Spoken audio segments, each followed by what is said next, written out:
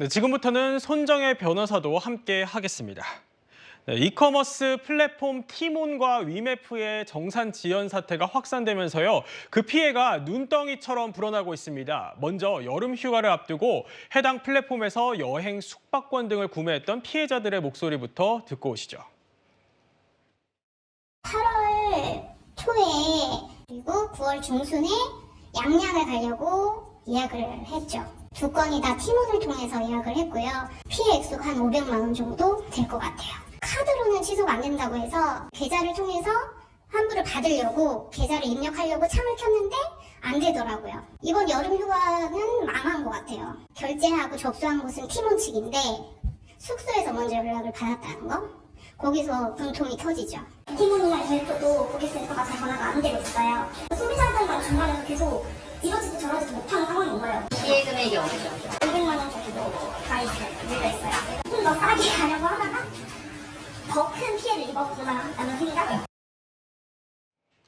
네, 손 변호사님, 저희가 피해자 목소리를 들어봤지만 정확히 이게 현재 어떤 상황이 벌어지고 있는 건가요? 네, 이커머스라고 하는 티몬이라든가 위메프 같은 업체들이 판매 정산 대금을 지연함으로 인해서 이런 사태가 발생을 한 건데요. 예. 한마디로 소비자들은 고객들은 이커머스를 통해서 결제를 하고 그 결제 대금을 한두 달 정도 뒤, 최대 2달 안에는 그 셀러인 판매자들에게 지급을 해야 되는데 네. 이 셀러들이 그 돈을 장기간 받지 못하자 물품 공급을 하지 않거나 예를 들면 항공권, 여행 상품에 대한 어떤 용역을 제공해야 되는데 계약을 취소한 것이고 그러면 고객들은 결제한 금액이라도 환불받아야 되는데 이 티몬이나 위메프는 또 그 환불도 거부하고 있는 상태라는 것이고요. 그렇군요. 예. 그리고 이게 언제까지 이 대금 정산이 될지도 좀 미지수이다 보니 관계된 택배 업무도 지금 중단되어 있고 예를 들면 카드 결제하는 중간에 업체들도 지금 카드 결제 시스템을 막고 있는 상황이기 때문에 피해는 일파만파 커지고 있는 상황입니다.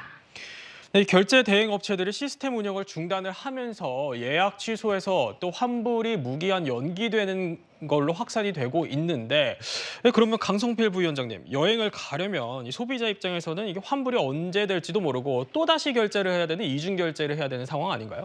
그러니까요. 만약에 제가 여행을 가려고 했는데 예. 여행 가기 며칠 전에 이러한 상황에 맞닥뜨린다면 얼마나 화가 나겠습니까? 그렇죠. 근데 더 화가 나는 것은 앞으로 말씀하신 것처럼 언제 이 대금을 받을 수 있을지 그리고 어쨌든 휴가는 가야 되는데 다음 휴가는 어디에서 어떤 방식으로 가야 되는지 난감한 상황인 거예요. 예. 그래서 어쨌든 대통령실에서는 빠른 조치를 취하려고 하겠다라고 하고 있고 공정거래위라든가 금융당국에서도 지금 해결을 하려고 하고 있지만 걱정되는 점은 이러한 위메프라든지 티몬이라든지 사태가 일파만파 퍼지면서 네. 자금 유동성도 안 좋아지고 이와 관련된 업체들이 줄도산을 할 수도 있는 거거든요. 그래서 이 파장이 어디로 더 확산될지 모르기 때문에 불안한 상황입니다. 그렇군요.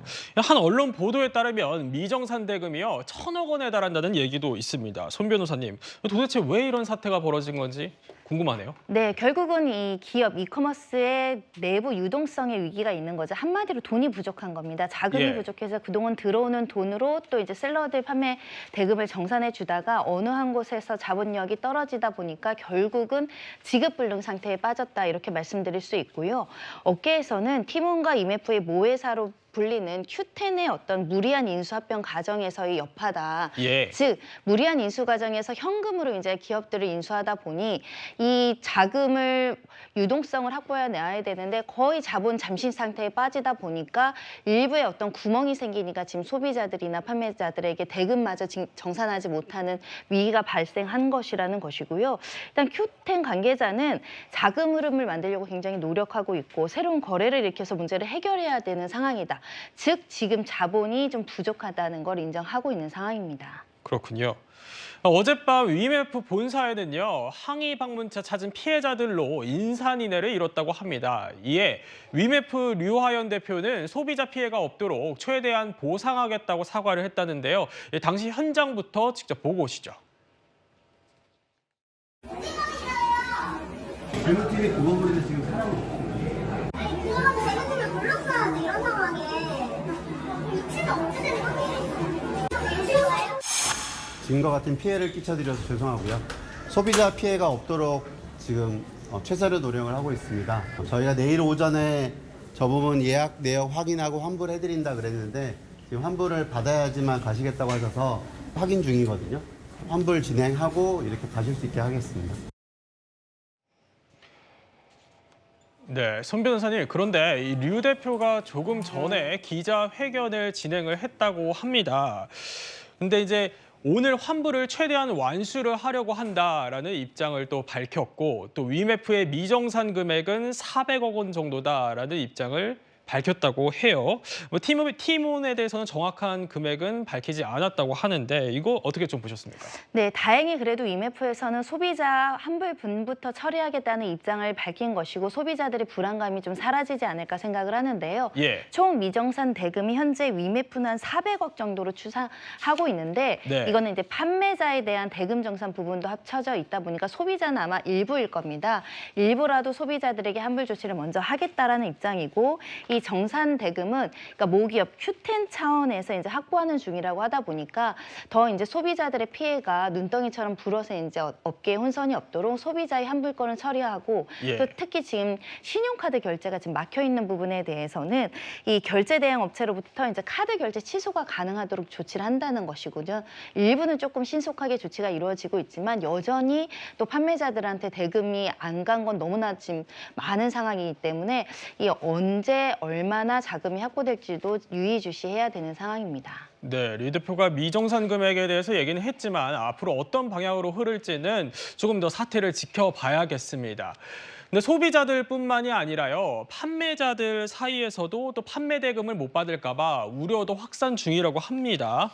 강 부위원장님, 이 집단 소송 움직임도 있다고 들었거든요. 네, 당연히 집단 소송할 정도로 큰 문제죠. 예. 그리고 이게 집단 소송이 이제 폭탄 돌리기로 지금 가고 있는데 서로 핑퐁하는 모양새인 거예요. 네. 근데 이러한 가운데서 이제 고객들만 피해를 받는 거죠. 그래서 이제 고객들에게는 일단 또 재결제를 또 한 번 결제를 하라는 거 아니겠어요? 네. 그런데 아니 사실 재결제를 하고 나중에 환불을 돌려받으라는 취지인데 아니 보통의 소비자들이 취소를 할 때는 항공 취소 수수료, 뭐 여행사 수수료 등 각종 수수료를 요구하면서 다 떼어갈 때는 언제고 이제 와서 본인들 편한 대로 모든 문제를 해결하려고 하고 피해는 고스란히 고객들에게 감당하라고 하니 먹튀 공포가 확산되는 이런 상황입니다.